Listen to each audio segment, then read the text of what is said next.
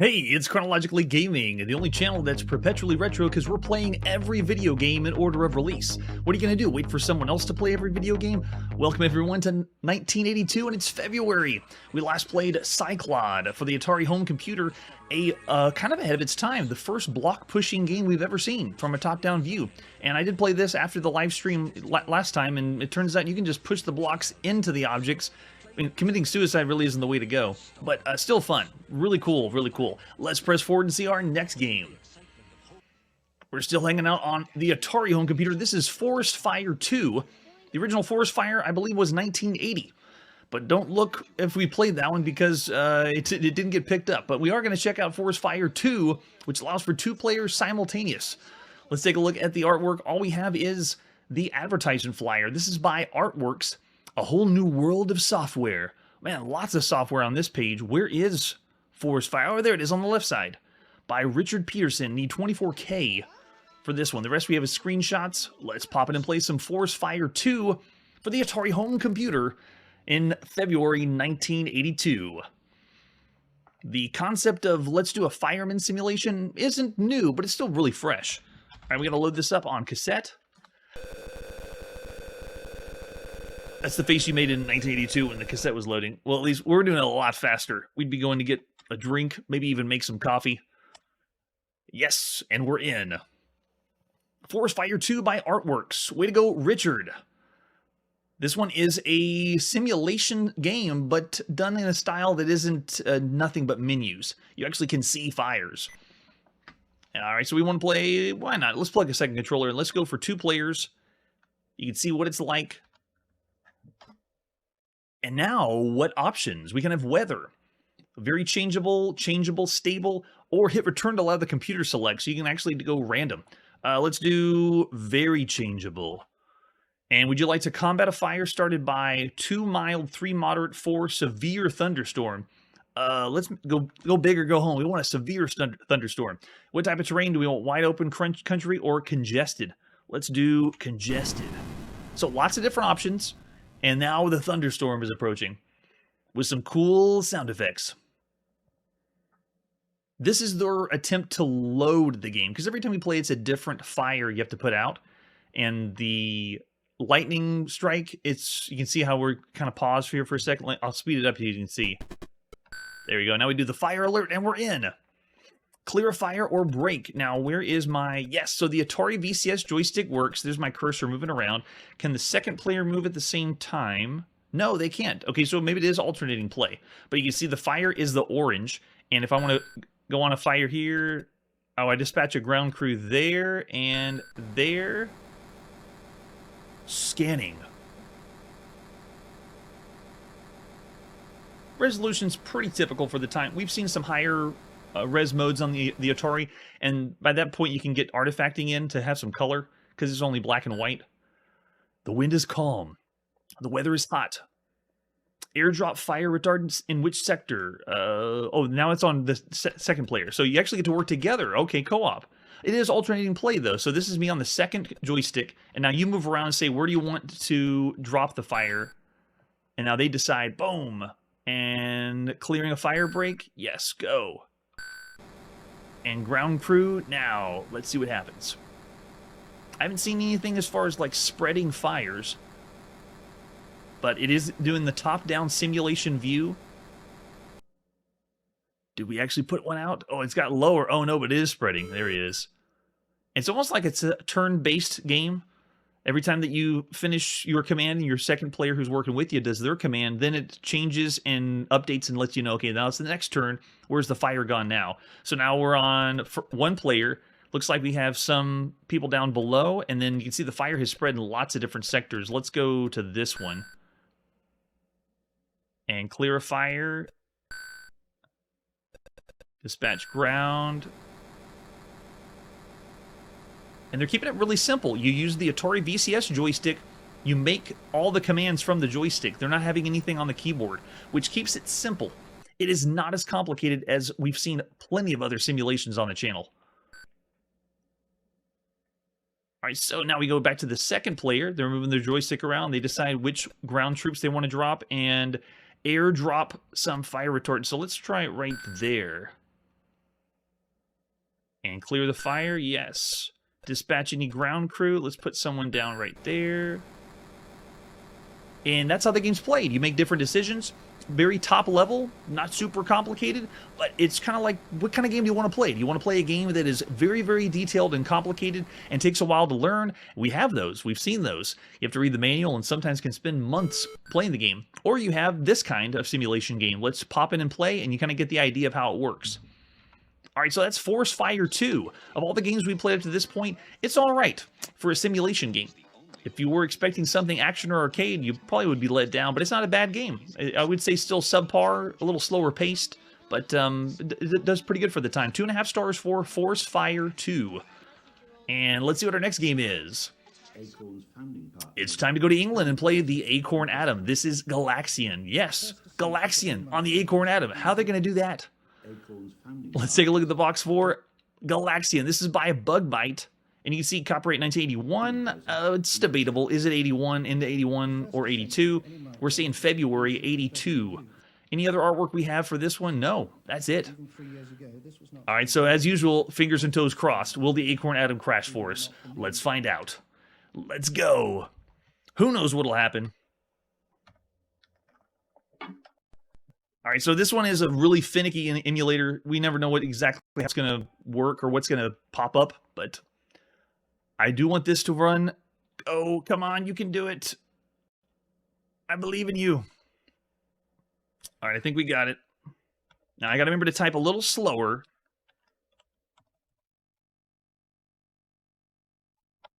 Ready? Plug your ears now. And the tape is up. Yes, use control to move right, adjacent cursor, control to move and move left, and then the REPT button to fire. So if you look down at your Acorn Atom keyboard, then you'll understand exactly what the controls are, and it would make sense. If you look at a modern keyboard, though, no. So we got 50 points, so 2 different enemies, and I think that's it.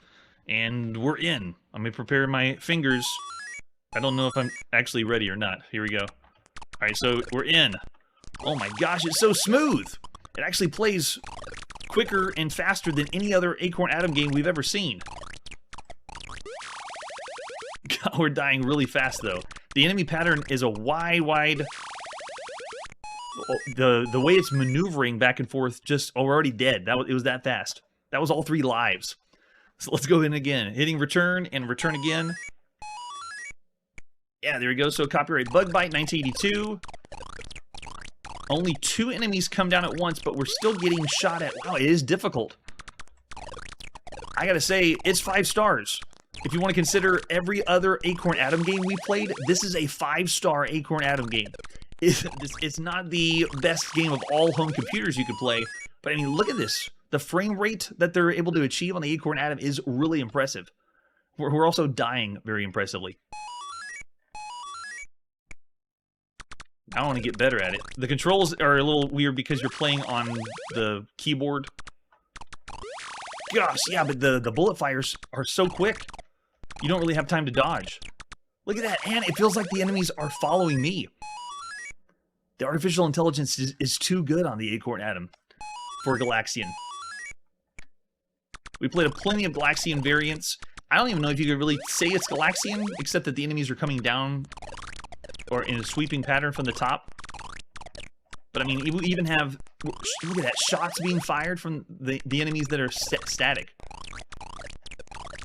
I don't even think I'm going to get to the... Gosh, yes! Well, there you go. The challenge is real. For all the games we've seen up to this point, the Acorn Atom, this was the best game we've ever played for the Acorn Atom. And of course, it's Galaxian. Now, for all the games we've seen up to this point, it's still pretty cool and very good for the time. If you think of all the other home computer games, well, it's extremely challenging. I'm still going to say it's around average for all the games we've seen up to this point. 3 stars for Galaxian. Well done, Acorn Atom. I knew you'd surprise me someday. And with that, let's see what our next game is.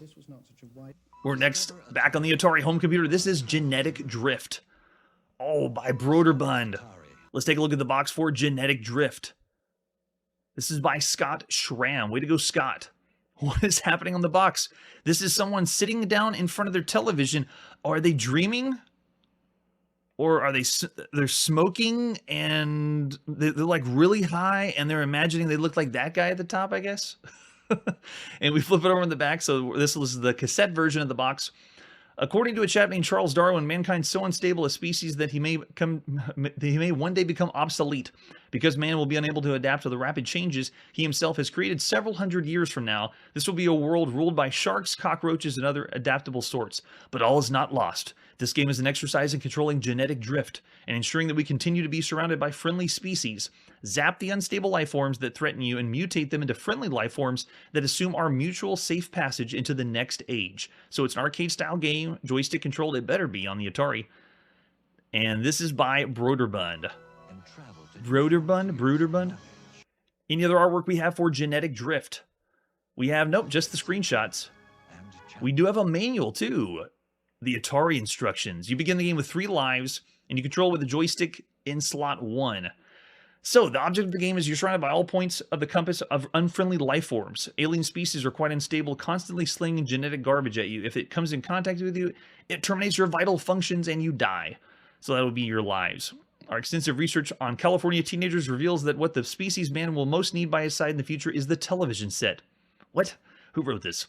For this reason, whenever you succeed in zapping all 4 objects on a given side into television sets, that side will become more or less friendly to you and will begin to toss hearts your way rather than garbage. I've never heard of a game... let's see what happens when we boot it up, I guess. You contact with a heart is harmless as a kiss unless the heart is upside down. Then look out. Contact with an upside down heart will cost you a life and cause the whole side of heart-throwing TVs to mutate back into unfriendly species. Well, at least they had some charm when they wrote this, but... Okay, there's aliens. We have to shoot the aliens, turn them into television sets, and then they shoot hearts at us. But if they shoot upside down hearts, we want to shoot those. I think I kind of follow. Is there anything else? What happens next?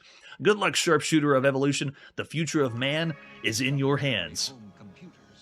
Yes, maybe it is. They were smoking something at Broderbund. Any other versions? Okay, we got just alternate versions. Here we go. We're going to play some Genetic Drift for the Atari home computer, released at some point in February 1982. One moment, please.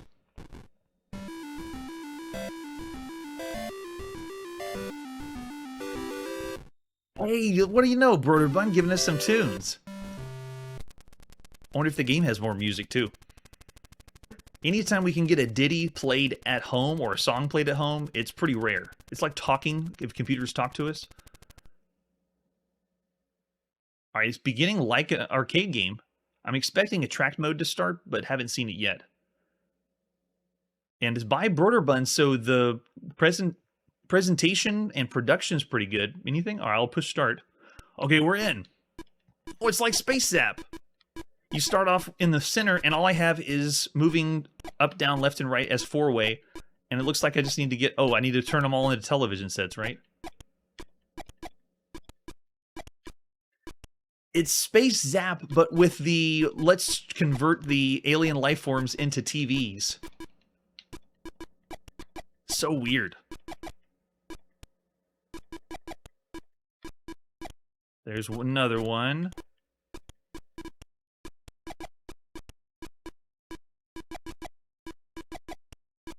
Oh, you can switch them back. Oh, that's not good. Oh, you can.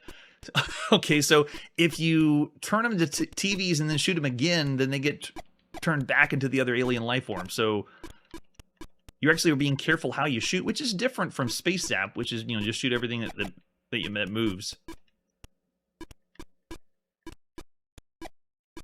Okay, now I should be getting hearts over on the left side. Oh, there it is. Is that a...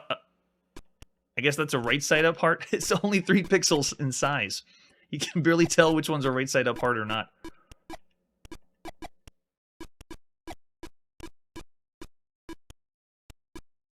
Oh, and it just switches back again. So it's going to continue to switch to a different...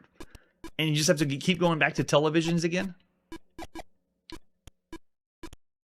Okay, for all the 90s kids out there, is anyone getting Zoop vibes? Like, from this game, at least the way it looks, and you're hitting 4 different directions, it feels more like I'm playing a puzzle game like Zoop from the 90s than a game from 1982.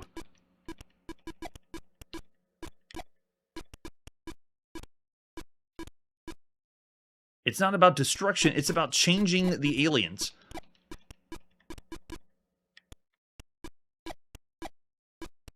And it feels like I'm just going to be here forever trying to get them to be... See, I already missed one. I overshot. Playing these kind of shooter games, I'm used to just fire, fire, fire. But this one is...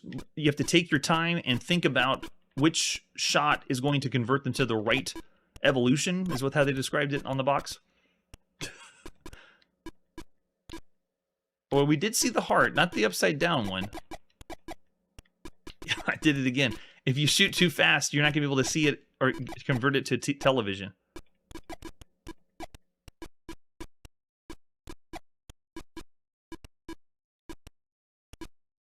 While at the same time, you have to stop the firepower from coming at you. Okay, okay. Yeah, so genetic drift has some qualities that are pretty cool. And I'm not going to say it wasn't fun, but it was still a little simplistic. But taking the formula of Zap is pretty cool. So I'll still say, of all the games we played up to this point, Genetic Drift, it's not, I wouldn't say above average. It's still around the average range. Yeah, we'll say 3 stars. So it's still about the average game we'd see in 1982. If it had a little bit more substance to it besides just that one gimmick, then yeah, I could bump it a little higher. But yeah, yeah, 2 stars, I can see that too. If they maybe went for just Zap or Space Zap, then I don't know if it'd be better or not. I'm not sure. All right, let's press forward and see our next game. Next game is Hangman, and just Hangman. Part of a compilation of Innovative Cassette 2. All I'm going to show is the footage over on the left because it's Hangman. So that's all you get. Here's the box for Innovative Cassette 2. So it's part of a compilation of lots of games. Hangman's just one of them. But if you're just going to count this one by itself, this one is down there with a 1 star because it's Hangman. If you want to play a good game of Hangman, just get a piece of paper out, right? By the time a 1982 hits, we'll say 1 star. It works just barely. And after Hangman, let's see where we're going now. All right, we're still on the Commodore VIC-20. This is Journey. When it comes to video games, nobody compares to Atari. I find Intellivision more sophisticated and lifelike. Gentlemen, move over for my friend Vic. The Commodore VIC-20. Move over. The Commodore VIC-20 does more than your machine. Over. It's a great computer that also plays great games, like this, and this. Space Invaders, Lunar Lander. A computer that plays great games? Under $300? Exactly. We didn't know. Get the Commodore VIC-20 computer for under $300. We didn't know. Can you believe that they got William Shatner? First of all, he's a spokesperson for Commodore VIC-20. They got him to rip on the Intellivision ads and the Atari ads. I had no idea this existed. I always heard about the Intellivision versus Atari ads and them going back and forth. I had no idea they got the computer world to try to compete with the console world like this. It is phenomenal. So cool and hilarious. So this is Journey for the Commodore VIC-20. Let's see if it lives up to a game that you can play on your home computer that's better than Intellivision and Atari. So this is by Nufkop. I still don't know exactly how to pronounce that one. I'll do my best if someone can let me know. And that's it. That's all we have for artwork for Nufkop Journey. And the other versions we have is a joystick version that we are going to play. Let's pop in and play some Journey, not the band, by Nufkop sometime in the beginning of February 1982. Oh, it just goes. We're in. And joystick works. It feels like Caverns of Mars on the Atari, but very simplistic. All we're doing is moving left and right, more like a driving game. And the fuel is really difficult. You crashed 121 miles down. And when I first saw Journey, I thought, oh, this is it, the arcade game. But no, not the arcade game yet. Really excited for that one. Oh, how do we go again? I want to play more. Can we keep going? Oh, there we go. Spacebar. Nice. Okay, so we can go back again. And you're just trying to get to the bottom as far as you can. What if I just skip the fuel? Where's the fuel meter? Didn't even have to run out of fuel. All right, we'll try it again. Journey. You better believe we're putting our LP down and listen to Journey while we're playing Journey. Out of fuel. Oh, on the left side. So the numbers counting down, that's your fuel.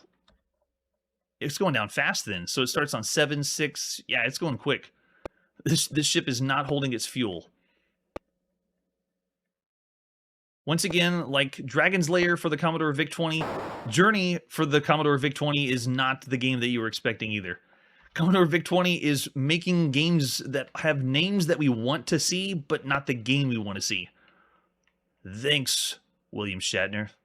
Oh, out of fuel. So there you go. Yeah, good time for Commodore VIC-20 for 1982. Not really doing something super impressive. I wouldn't say above average. It's still about average for the time. So 3 stars for Journey. Don't stop believing in the Commodore VIC-20.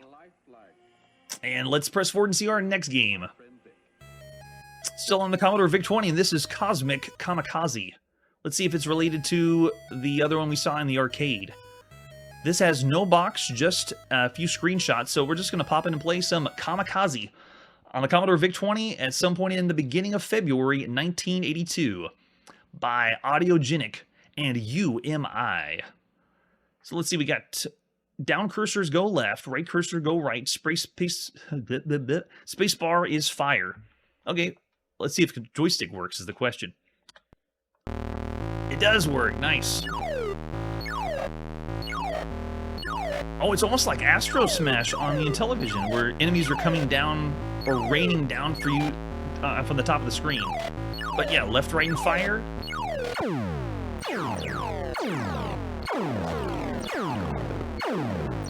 You can definitely feel the Space Invaders influence. What? I think the shot went right through it.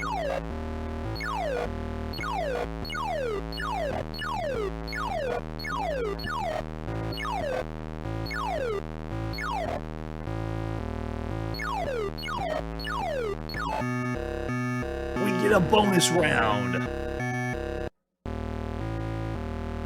Oh, there's smaller enemies now, but they do exactly the same. It's like we were on another planet with different alien beings, but the game hasn't changed, so same gameplay. So there you go, there's Cosmic Kamikaze for the Commodore VIC-20. Another good time, but I'm just going to say it's not really like a 3-star game. It's about 2.5 stars. It's not bad, but plays pretty good for the time. You got to consider we've seen like better versions of Space Invaders you could play. It's all right. It's all right. All right. So what else you got? What's next? We're here in February 1982, and this is Lost Dutchman's Gold for the PC. Another one that we don't have a box for, just a picture. So you know what? We're gonna pop in and play some Lost Dutchman's Gold by international PC owners in 1982. Good point. I don't know why they were trying to hide the shot. You could tell it was tile-based, but sometimes you fired the shot and it didn't show up at all. I don't know what was up with that. All right, Lost Dutchman's Gold. What is it? It's time to search for the Lost Dutchman's Gold. I'm the ghost of Backpack Sam, your guide on this adventure. So it's a Western-themed text adventure game. You can use 2-word commands to find clues and move about. Get, go, put, drop, score, inventory. Use it on your pewter. Ask for help if you get stumped. So it does have help. I hope you don't end up a ghost like me. Good luck. So an old prospector ghost is telling us how to play Lost Dutchman's Gold. You're in a miner's shack. You see saddlebag, shovel, rifle, bed, window, door. Oh, get them all. Saddlebags. Sorry, but you can't get saddlebags. Oh, I bet this is... Oh, I bet they're going to do the same trope as Colossal Cave. You go find treasure or gold, and then you come it back here and put it in the saddlebag, right? Yep, get shovel, right? Yeah, there we go. Get the shovel. Get rifle. Got to get that. You can't get bed, window, or door. Can we open door? Sorry, but you can't open door. Wait, you can't get rifle, or you can't get shovel? What? What's the point of having them all here if you can't get them? Do they just hang around? All right, what about the... Do we have a map here? Let's see. Get map, read map. No? Can't do that? All right, what about open saddlebags? What? Sorry, but you can't open saddlebags? Hold on.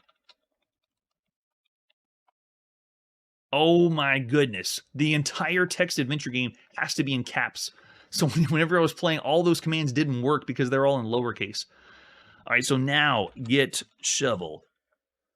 Oh my goodness. I haven't seen that yet. Every other text adventure game we played has had one just one all capital or all lowercase, but I've never had it determine it's not going to work if you don't have the right punctuation or the right caps. All right, so that means we can get rifle too, right? Yes, get that rifle. And now we have window, door, bed. Okay, so open saddlebags. Got it, nice. And then get saddlebags. Can we get it? Yes, we can get it. Man, I can't believe we had to have it in caps. I don't know if I could do the voice the whole time. An old prospector to play, because whenever you played these games, you were reading them in your head. So if you were into the game, you may have been like, think of the old English games we were playing on Dungeon Quest. All those, if you were into the game, maybe you were doing it in your head, but to do it out loud and narrate it, I don't know. That's tricky. Maybe if I get enough subscribers and viewers, then we'll do that. But we're here in 1982, and so far we're currently hitting about 70 followers. If I get to 100 followers, maybe I'll start doing the entire text adventure games in that voice or all in English. But as of right now, we'll save the throat. All right, so we got saddlebags. What now? Go window. You're on a dirt path. And okay, so we're out now. Now go miners. Oh, so that's how you go back and forth from the miner's shack and then go outside. Got it. Okay, so go door. That'll be the same, right? Yeah, that leads you out. So now we're on the dirt path, and now we can go west. Still on the dirt path. Still going west. Still going west. Oh, you just keep... It's a long dirt path, I guess? Oh, this place... This game has... places you can go. So you have a mule, you have a miner's shack, you have the road, mountains. So if you want to go to mountains, you actually say go mountains. And then you're there at the desert and the mountains. All right, so we haven't seen a text adventure game do this. Usually everything gives us cardinal directions. We have to say go north, south, east, west, and it makes a maze. This one streamlines it. It just says, here's where all the places are. Just where do you want to go? So right now we have, a cactus, mountains, desert. So if we say go desert, does that mean we'll be lost in the desert? Yeah.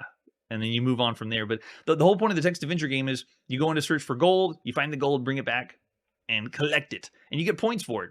So a colossal cave adventure in the theme of the Wild West. So of all the games we've seen up to this point, it's still doing the colossal cave trope. So I'm still going to say it's about average for 1982, maybe even subpar. Yeah, we'll say 2.5 stars for Lost Dutchman's Gold. Black and white text adventure games still have a place here on Chronologically Gaming. Yes, subscribe, or just show that you really want to see someone play every single video game, because that's what we're doing. We're doing them all. All right, let's see what our next game is. What an evening for video games. Welcome to the Apple II. First one of the evening. This is Mars Cars. Let's see what Mars Cars is all about. Never heard of this one. Starting with the box. This is by Datamost. $29.95 in 1982 for the Apple II. On the war, God's planet, his vicious Mars cars have been programmed to sense, search out, and destroy any alien adventurer who dares seek his timeless treasures. And on Mars, you are the alien. Enter this interplanetary battle of wits and agility, travel 16 danger-filled levels, defeat the killer Mars cars, and return to Earth with a king's ransom. What is happening on the front of the box? They got a tank shooting a mirror? I understand we're on Mars. It's Mars cars, but I guess we're going to be in control of a tank with a mirror barrier in between us if we wanted to base it on the front of the box. And we got nothing on the back of the box. Thanks, Datamost. What else we got for our work? For Mars cars. Oh, the ad for Mars cars, which is the exact same front of the box. Can you survive the perils of the red planet? So this is by David Hoosh. Way to go, David. We have a manual too. This would be the inside flap of the box. You've heard the tales whispered where spacemen meet, and you've been captivated by their descriptions of the priceless treasures of Mars. But when your fellow space adventurers talked about how the war god guarded his ancient treasures, you refused to listen. Because Mars, the war god. And now you're on the red planet itself. You now realize the truth behind the stories, because there are a lot of you, the hundreds of barriers destroyed that reach the treasures. And coming at you are a score of legendary Mars cars. So it's not Martians, it's Mars cars on Mars. You have 16 levels to the planet center, eluding ever more intelligent Mars cars and breaking barriers that bar your path. So you insert, it shows you how to play, and then controls are keyboard controls. Is there no joystick for this one? Not seeing it here on the instructions. No, okay. Well, we'll try joystick anyway. You never know. It's time to play some Mars cars. Released at some point in the beginning of February 1982 for the Apple II. The computers just keep on trunking, pumping out so many games. Whoa, I was about to fast forward and didn't like that. Mars cars. Waking you up. Yeah, I don't know why either. I don't know if I was supposed to hit enter or not. Oh, is it going to do the wipe? Yes, the classic Apple II wipe. I don't think that's going to get old. We've seen that since 78 for video games. So there's our control. Oh, and so the beginning didn't have me click anything. It's going into a track mode like an arcade game. And we can do keyboard or joystick. Nice. Noise or silence. Oh, we're keeping the noise on. Let's go joystick. We're in. All right, so I am the car on the left, the white car. And it looks like a top-down maze-style game, and I can bust through barriers. The other enemies are going after me. I have nothing for an attack. It's just moving around. Almost like playing a Pac-Man maze game. But I go around, and can I warp? Let's see what happens if I try to warp. No, it won't work until I pick up all of the pink objects, or the treasures on Mars. So we're just driving our car around Mars, but here's what's kind of interesting. We are tearing the walls away, a la like a digging game. I'm not going to say Dig Dug because we haven't seen it yet. I'm going to say Robbie Roto because Robbie Roto was a digging game. And now we're on level 2. Yeah, so I like the idea. We've already seen arcade games do this, breaking through barriers. It's the 1982 equivalent of Red Alert, if you're a fan of that game.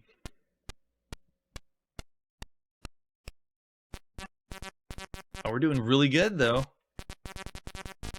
Already on level 3. The enemies are moving random. I don't sense any artificial intelligence for this. Oh, we can't go to the left. Okay. But you can block them in. Oh yeah, this is a good time for the Apple II in 1982. Single player game, and this is one that is encouraging you to go further. The games that make you want to play and see the next level are the bigger ones. Because we know there's 16 levels, at least it tells us on the box. And so I'm now level 4, and as we go further and further, like, oh, I want to see the 16th level. Let's keep going. Even though the gameplay doesn't change, it's still the same. Enemies look like possibly going faster as we go deeper and deeper into Mars.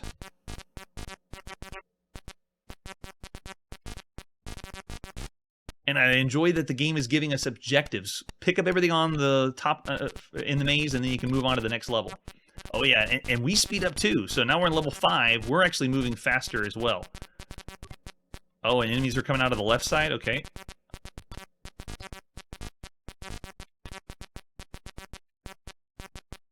Yep, going across. Go, go, go. Nice. It does feel, at least control-wise, it's programmed a little simplistic. Oh, can we make it? Okay, slip by there. But still, lots of fun for 1982. We got two different enemies now that are coming in, and because the levels are making us go faster and faster, it actually feels better, control-wise. Where's my ships? Okay, down at the bottom is lives, so we're doing pretty good, lives-wise. I didn't know what to expect. I thought it was going to be something where we're driving a car around Mars, but I guess we're kind of doing that, but not really. The car does look like the Ghostbusters car. It's 1982, so yeah, they may have been based off of that, but it is a top-down maze game. They didn't say that these were ghosts, but we have seen plenty of Pac-Man variants that use the ghost trope. You're ghost busting. Okay, that's pretty fun. So cool idea for the time. I'm still going to say above average, 3.5 stars for all the games you could play. Mars Cars is pretty good for the Apple II. Anything higher than that, it's kind of a stretch. Competition's fierce in 1982. All right, so after Mars Cars, let's see where we're going next. What game is... It's Miser's House for the Commodore VIC-20. Let's see what Miser's House is all about, starting with artwork. We have none. So this one didn't have a box, or at least any that we could find. So we're going to pop in and play some Miser's House. Released at some point at the beginning of February 1982 by USI, or USI, if it was one person. Explore the Miser's House. You need 16K to play this one. I'm guessing text adventure. Oh yes, you're on the front porch. There is a mat here. Obvious exits are north. So wait, go north, right? Oh, the door's locked shut. And if we know adventure games, what do you got to do? Get mat. Okay, you find a door key. Get key. Can we go north now? Oh, we got to use it. Okay, unlock door. The door easily unlocks and swings open. Big homage to Mystery House, because that was one of the first graphic adventure games that had this trope, and then we've seen plenty of adventure games that do the keys under the mat. Yeah, only wrestling will get that one. If it really is, I don't even know if it's a company or not. This is a self-published game, so it could just be one person. All right, so we're in. Go north. You are in the foyer, a large house. Dust is everywhere. So Miser's House is another Colossal Cave ripoff. I don't want to say ripoff, but you know, it's a game where you go get treasures, find everything inside the Miser's House, and then the more treasures you can find, solving puzzles by the text adventure game, then you get more points, and then you go and brag to your friends, hey, I got more points in Miser's House.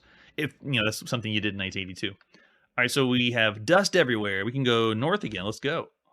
You're in the Great Hall. Suits of armor line the walls. There is a majestic staircase leading up here. So can we go up? We'll just go north again.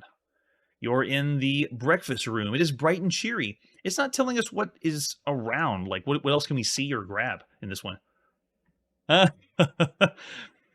Wrestling phrases are always welcome here. All right, so we go south. Go back to the entrance hall.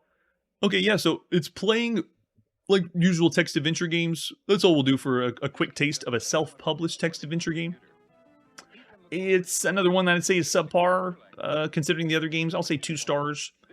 It's bad considering the other games we've seen to this point. There's so many other games you can play on your Commodore VIC-20. All right, so let's see what our next game is. We're next going to, this is the DOS version of the original adventure, and this one's a little different. It's technically not DOS. You'll see why. Take a look at the box that we have for this one. This is for CPM, or the Heath CPM 10 Sector 5 disc. You need 48K for this, and this is on a computer, the H89 or the Z89, which is, it's really not an IBM system. But because it's so close to the architecture, and because I was able to get this to go on DOS, that's why we're going to play it here. So a whole new system, the CPM, if you're keeping up with hardware. This is by the Software Toolworks, and it is the Colossal Cave Adventure. So when I said a ripoff of Colossal Cave, this is it. This is pretty much verbatim Colossal Cave Adventure. It's adventure game. Walt Belosky Prop. Original adventure game. Yeah, there it is. The Heath CPM format, 5 1/4 floppy disk. 1982 Software Toolworks. Yes. And we have the manual? No way. We do. Welcome to adventure. Would you like instructions? I bet they're going to tell that in the game. The manual is, this looks like a scan of an actual typewriter manual. We've had ones that were, you know, people made them up on Word documents, but this is the actual scan of a manual made with a typewriter. Before doing anything else, a prudent adventurer will place a write protect label over the right notch of the distribution disc. That's right, saving. We don't play these adventure games as long, but you will definitely need to save on these. Cool that we got that manual. All right, so let's see. For this one, we have, oh, cool, the Certificate of Wizardness. If you beat the game, this is what you get. Check that out. The Certificate of Wizardness. And this one says, or at least it was done by Michael J. McMullen. Way to go, Michael. So whenever you beat the game, if you send it in, this is what you got. And you can see who it's signed by, because the original Colossal Cave was made by Will Crowther and Don Woods. And there you go, they signed the bottom. That's pretty cool. If you beat the game, we won't be beating it tonight. So by the Software Toolworks, here it is, the original adventure. We're going to play on IBM, but technically it's on the CPM. Would you like instructions? Yes, give us the classic instructions. Somewhere nearby is Colossal Cave, where others have found fortune in treasures and gold. Though it is rumored that some who enter are never seen again, magic is said to work in the cave. I will be your eyes and hands. Direct me with commands of 1 or 2 words. I should warn you that I look only at the first 5 letters of each word, so you'll have to enter northeast as NE to distinguish it from north. Should you get stuck, type help. For some general hints, for information on how to get your adventure, type info. That right there is the original Colossal Cave, or the original adventure. Originally developed by Will Crowther and Don Woods. Further additions by Jim Galagli and Walt Belofsky. Implemented in C and moved to MS-DOS by Jim Galagli. You're standing at the edge of a road before a small brick building. Around you is a forest. A small stream flows out of the building and down a gully. Now, this game is so classic. This is even a bigger throwback than most of the other text adventure games. Even Scott Adams would be a modern take on this adventure game, because this is like we're going back in time to the 60s and playing Colossal Cave. That's what this is like. You notice how it says, this is all it shows. One paragraph, and they have to move something like, okay, well, let's move south. You're beside a valley in the forest, beside a stream tumbling along a rocky bed. So it didn't give me any, tell me exits or tell me when I'm looking or what's visible. It doesn't have any of that. It's the bare bones Colossal Cave adventure. You're in a valley of the forest beside a stream, the rocky bed. Let's keep going south. And at your feet, all the water of the stream splashes into a 2-inch slit in the rock. Downstream, the stream bed is bare rock. And keep going south. And there's a grate that's locked. You're in a 20-foot depression floored with bare dirt. Set into the dirt is a strong steel grate mounted in concrete. A dry stream bed leads into the depression. And here is one of the first puzzles, because the original Colossal Cave is you literally go down to the cave, find the treasure, then come up and store it in the house, I think at the top. Let's go west. Open forest. Can we keep going west? Uh-oh, now we're lost in the forest. No, go back east. East. No, north. Okay, we're in front of the building. Now go north. Oh. No, go back north again. South. No, north. You're in an open forest near both the valley and the road. So the building that you're coming across is the one you used to bring all your treasures back. I don't even know how to begin with the original Colossal Cave. We already played so many text adventures that were using this formula that, I don't know, seeing this in 1982, I guess it would appeal to the retro gamers in 82. Because this is the retro in 1982, which wasn't even a word at the time, would be what, mainframe 70s games in 1982. So if that was your thing and you really wanted to do stuff like that, then I guess it's hats off to you. But the original Colossal Cave adventure, I'll say still subpar, 2.5 stars, considering the other games you could play. I don't know if I want to say bad. It's just too classic. It's inspiration for so many other games that, and it still runs really well, obviously, on DOS. But yeah, 2.5 stars for the original adventure. Here we go. We're in February 1982. What's our next game? We're back on the Commodore VIC-20, and this is Pac Bomber. Let's take a look at Pac Bomber with no artwork. We're just going to play the game. The cassette is in. No turning back. This is by John O'Hare. Way to go, John. Made by Human Engineered Software. Let's see if we can fast forward this sucker up. Okay, we still use the slash to move, F1 to start. Each round, the extra pack are 20,000 points. So it's still loading the routine. This is what it does on the cassette tapes. It gives you some instructions and then continues the loading for Pac Bomber. Oh no, I broke it. Hold on, wait. I broke it because I pushed the wrong key that time. Anytime that you push the wrong break key or it's trying to run something in machine language, you have to be a little more touchy with what happens. There we go. Now we're in. All right. Hey, human engineered software. HES is at the top. All right, so to go, we push F1, and we're in. Joystick does work. Wow, the flash is so crazy. First, I thought we were playing Avalanche. It felt that way, and then we died all of a sudden. Were we not supposed to touch them? Oh, are we only supposed to touch certain ones? Or catch all of them? Gosh, it goes so quick. Yeah, it's an Avalanche variant, so we're catching everything.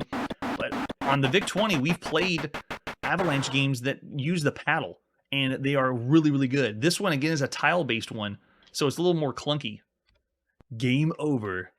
Big shout out to the way they're making fun of Pac-Man. A ghost is at the top, and then your lives are Pac-Man, so they're ripping off an unlicensed version of Pac-Man. Nice. Yes, come at me. You just have to go F1 every single time? Oh, okay, now it's gonna ramp it up.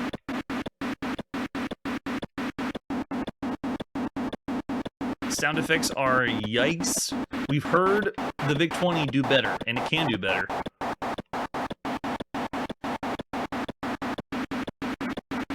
Yes, he can go all the way. Yeah, we've already seen Kaboom, we've already seen Avalanche, so it's still, I'd say subpar still, 2.5 stars for Pac Bomber. The better versions obviously are Kaboom and Avalanche that we saw for the Atari home computer. But we've also seen, there's another Avalanche variant that was for the VIC-20 that used a paddle. This one was using a joystick, so it didn't feel as smooth as the others. All right, so there we go, that's Pac Bomber. Cool shout out to Pac-Man there. And let's see what our next game is. Yes, now we're going to check out on the ZX81 Pilot. We're going to England to play some Pilot. This one we're going to need 16K of RAM. We have 2 different boxes for this one. So this is, and box is the term used kind of loosely because it's a cassette case. What was the sleeve around the cassette case? And so this one is another flight simulator for the ZX81. You got to be kidding me. Yeah, so we open the whole thing up. You take control of a light aircraft flying at night. We've got to fly at night back in 1982 because it's easier to program with black background. You take off, climb, bank left, bank right, descend, land, navigate from beacon to beacon using instruments, adjust the flaps, rudder, wheels, nose, and RPM, runway on approach, 7 modes, including autopilot. So 7 modes of pilot outline. You have mode 1, 2, 3, 4, 5, 6, 7. Oh, okay, so autopilot and auto landing, they have that too. If you don't even want the game to play and just watch a flight simulator. So mode 1 starts from a point near the center line, 8 miles from touchdown, heading roughly toward the runway. Instruments allow 1 cycle for indications to settle down. Now, we've already seen one other flight simulator for the ZX81. I was very impressed. So this game, Pilot, has a lot to live up to. And we have other instructions that you would have gotten inside the sleeve of the cassette. So it looks like we need, oh yeah, lots of controls and commands to be able to fly the plane. This is more complicated control-wise than the other flight simulator we played, which I believe was just called Flight Simulator on the ZX81. All right, I don't know what to expect. We only have an alternate version, so here we go. Getting the cassette tape, plugging in. This is by Mike Mail. Way to go, Mike. By Houston Consultants. At some point in February 1982. We're going. Pilot. Mr. Mail. All right, so what kind of mode do we want to play? Let's do autopilot. Let's see what happens if we do that to see what it looks like to play the game. I mean, are there going to be even graphics? So pilot mode 7. It's auto landing right now. I thought it said 6. Maybe I pushed the wrong key. All right, so it is playing the game for us. It's not giving us a view like the other flight simulator on the ZX81. This is already pushing the system way, way too hard. The other one gave us a really large screen showing, obviously in super low resolution, what you're seeing from a cockpit. But this one's doing it different. It's showing the 3 different screens, and that's your view from, I think that's in front, below, and beside, but it's only a few pixels for each view. I was expecting up here at the very top to be where they show us the cockpit of us looking out, but no, that's what the other flight simulator did. Oh, yeah, that's rough. Very rough. Oh, no, wait, we do have some. So they are showing us something at the top.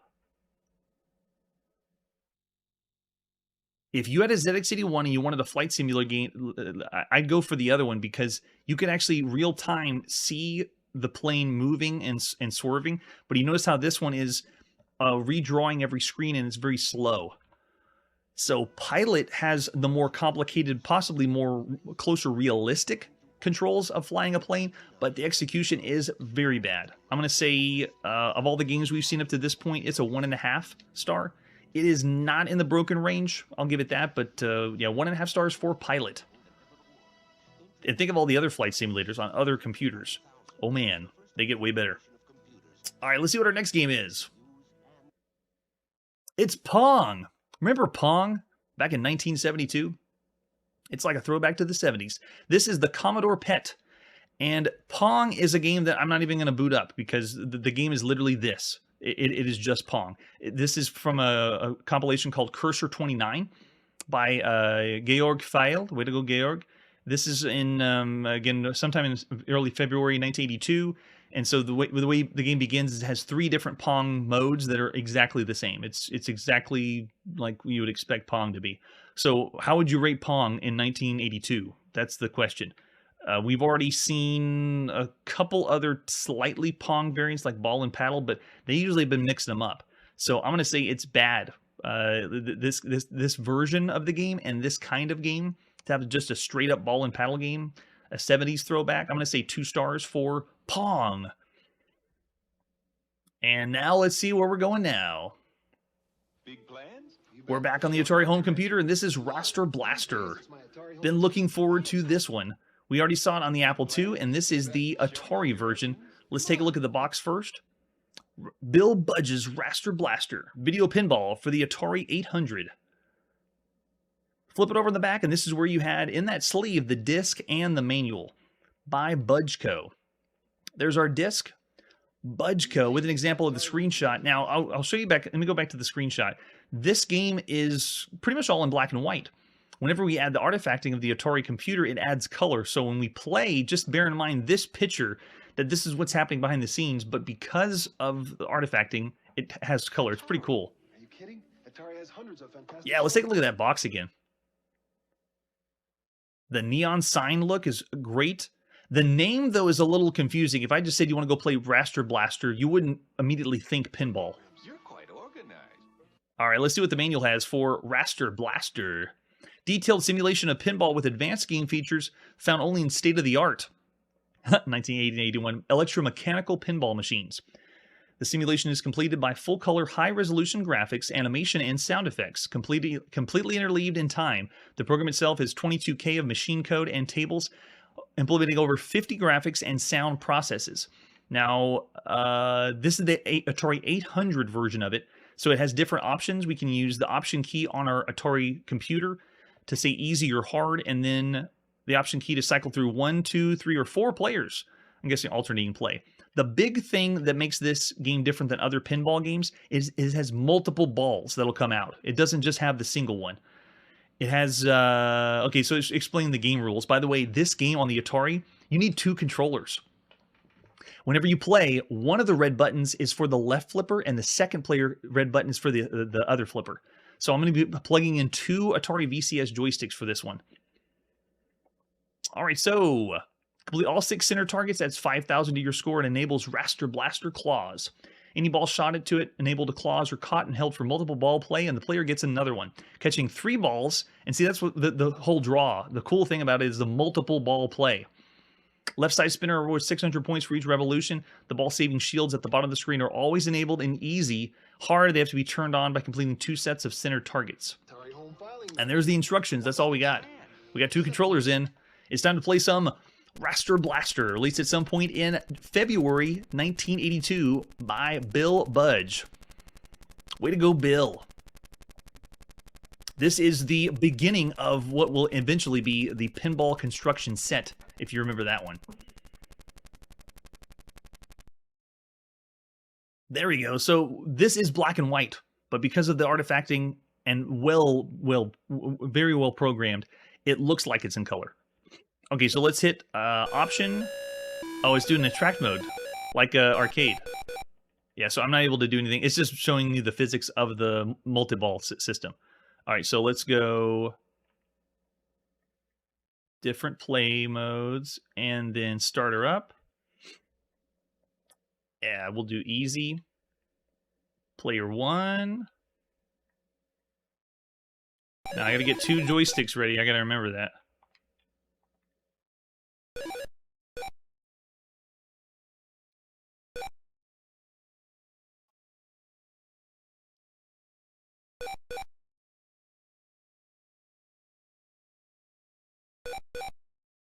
Excellent physics for the time. And they have the claw at the top.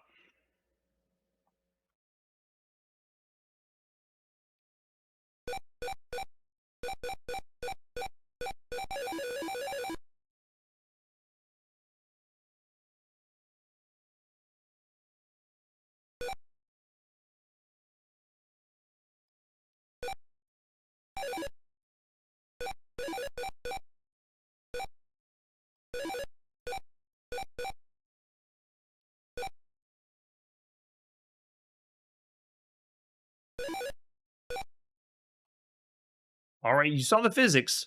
The feeling of it's really good, and the idea to flip or have the flippers controlled by 2 different controllers gives you a lot more playability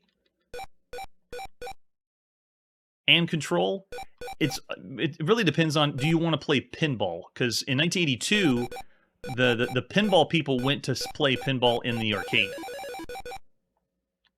There wasn't a huge number of video pinball players at this point.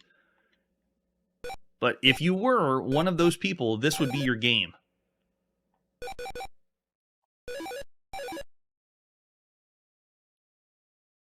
Oh, right down the center. Yeah, better than pinball on the 2600 for sure. Looks better, feels better. We've played some other pinball games that have close to this level of physics.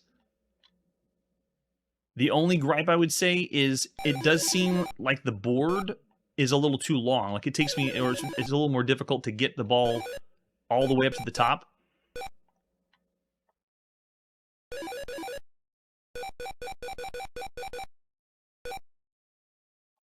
Yeah, nice. Yeah, that's really good for the time. So for a video pinball game, Raster Blaster is where it's at. Of all the games we've seen up to this point, we're going to give it about the same as we did for Raster Blaster on the Apple II, which was last year. But I'm going to say 3.5 stars for Raster Blaster. Excellent, excellent. Oh, 4, yeah.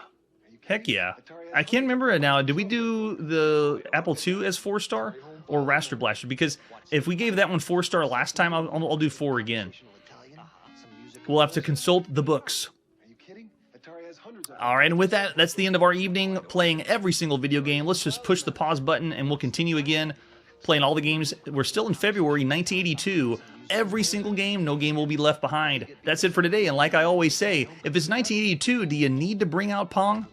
Hey everybody, thanks for checking out the channel and joining me on my quest to play every single video game in order of release. We'll be streaming live every weekday at 9 p.m. Central, so join us and let us know if we missed any games along the way. This video would not be possible without Launchbox, RetroArch, and MAME. Tell all your friends there's some crazy guy named Chronologically Gaming trying to play every single video game.